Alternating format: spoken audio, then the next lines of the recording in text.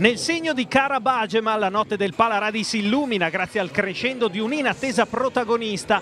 Titolare a sorpresa, 21 punti a referto, l'autografo sull'ultimo scambio e il peso della rimonta VBC. Tutto sulle spalle larghe e potenti della statunitense di Lyndon Washington, deus ex machina delle più nel derby lombardo contro Brescia.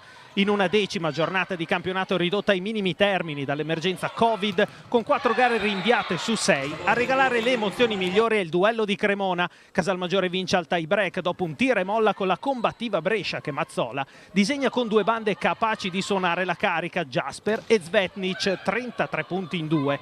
Parte meglio la VBC con la sorpresa Bagema in sestetto, il 25-21 d'avvio viene ribaltato da Brescia che si spegne però dopo il 20-25 del terzo parziale.